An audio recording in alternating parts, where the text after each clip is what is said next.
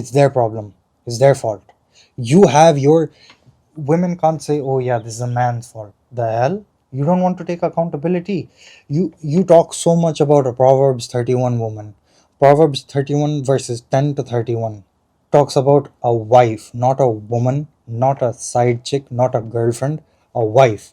And where in those verses is it said that, oh yeah, she can dress however she wants to dress? I don't know why it's a big issue that you can't even wear the clothes or tops that come here or down there. Like, you want to be an external source of temptation, fine, go ahead, but know what you're doing. You can shout at me, you can say, oh, he's a creep, whatever. Everyone notices. Hell, if you walked up in front of the Pope wearing shit like that, he'd notice too. And he'd, no matter how holy he is, when Jesus gets tempted in the wilderness, is he tempted internally? Did Satan settle himself inside his heart and tempt him? Or was Satan externally tempting him as an external source of temptation? Temptation is always external, it's not internal. And if you're battling with lust, I'll tell you why. In October last year, I was in Canada and I went for a walk. And God said something to me very profound. And He said, when you are tempted by lust, you have to realize it's because you have a greater capacity to love, and it's because love is inside of you. Satan doesn't fight fire with fire. It's because you have love inside of you that you are usually tempted by lust. Lust tries to remove that aspect of love from you, it tries to extract it so that there's a void that only lust can fill. And it's an endless void that you keep going back to, and it's dopamine rush after dopamine rush and whatever. Oh, that chick looked cute, or oh, that video was really good, or whatever. That's what lust does. It tries to take the place of love within you. But when you have, one of the biggest ways I can tell you is when you see lust as an external temptation, an external source of temptation, what you'll realize quite quickly is that it's trying to fight against the love that you have inside of you, is trying to go at war with that. It's because you have a great capacity to love. That's what Satan is trying to tempt you with, so that he can get you to go against love, so that he can get you to struggle with love. Do you not see that far? He's trying to say, love is not who you are, lust is who you are. And women who say, oh, that's what all men deal with. Mm-mm, no. You cannot brand men on the basis of lust. You cannot define them and demean them on the basis of lust and bad things. That's not how it works. I don't care what woman you are and what experience you have. Yes, there are some men that do very degenerate things, that do very bad things. I'm not here talking about them. I'm talking about the men that you say that just it just happens. That's who they are. That's ingrained in their biology. Why are you even trying to entertain that shit if you're a Christian? I don't care about my bad language at this point in time. You're promoting something way worse in men by just saying that's who they are. That's all that they can ever do. That's all that they're ever good enough for and always will be good enough for. It's just lust. That's what something I have a problem with. Something that you need to be keeping in your mind is that temptation is always external, right? I- If temptation, you need to treat lust like any other temptation on the planet and in the world and in life. You can get tempted to murder someone, you can get tempted to steal from someone, just as much as you can get tempted to lust. No one thing is greater than the other. Sin is sin regardless of sin. You can't measure and quantify sin. That's not how it works. That's not how sin operates. If that's how you believe sin works, that one is greater than the other, then you have a problem. And I'm not going to shy around that subject. If you think one sin is greater than the other sin, then you're the problem. God doesn't look on sin the same way you would think he does. It's not a scale that, oh, this sin somehow weighs more than that sin. It's the same. The wages of sin is death. So it doesn't matter what sin you do. It didn't say, oh yeah, for the wage of murder is death. For the wage of stealing is 15 years in prison or 15 years in the wilderness. That's not what it said.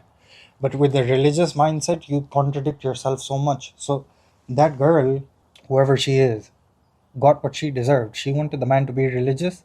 That's the consequence of religion. And when it comes back to clothing, all women can do much better. Does it look cute to you, or are you doing it to provoke men deliberately? Think about it. If you did not get the male gaze because of something you wore, would you still wear that thing? Or is it just cute? Let's be honest. If you didn't get heads turning back and looking at you, would you even wear that same piece of clothing? Would you even respect it as much? I'm not trying to nitpick and stuff, but if you want to listen to a girl say this, then I'm pretty sure there's other YouTube channels, but they're not going to be as blunt as I am. And yes, there is obviously the thing that these superficial things don't matter, but these superficial external things are reflection, and they're very reflective of what you have within you. If you're wearing clothes to seduce men in church, that's a reflection of, even if that's not your intent, if you're wearing clothes that seduce other men, that is a reflection of what's going on within you. I wear clothes for practicality. Half the time you'll see me in cargo pants and hoodies or t-shirts and whatever, depending on the weather. But you'll see me wearing more practical clothes than something that looks hot or looks good to women. I don't care what half of you think about what I wear. Most of the time I'm wearing beat up shoes. They're torn from like all around. I walk a lot, and I've it's basically wear and tear. All my shoes have wear and tear immensely, and I have no shame in that. I literally have no shame about that, because I don't care what you think about me as a woman or as a man. I don't care. I could be worth $500 million tomorrow, and I'd still be rolling around the same shoes, and I know the reason why. Because I just don't care. I'm more practical. I'm more comfort based than fashion and whatever the hell it is. You can't subject and make men weak by pointing fingers like, oh, that's just how lust works, and oh, that's always something that you're going to struggle with. Do better. You have the capability to do better. Why would Solomon even bother saying, do not look at women, do not look at the prostitute, do not look at this, that, and the other, if he knew that it was an avoidable thing? Why did Jesus come up with the saying that, if your eyes cause you to sin, gouge them out? If you think about it, you've done it. Why would you even want to aid in that as a woman? I'm trying to get you to think, even if it means provocatively. Let's say tomorrow all men stop looking at you, all girls stop looking at you for what you wore. Would you still wear half the shit that you wear? I don't care if you go to the gym and sweat. What happened to baggy track pants and baggy shorts and hoodies and loose t shirts that you can work out with? It's not like you're boxing, most of you anyway. And is a brand deal that worth it that you have to lower your own standards and level and modesty?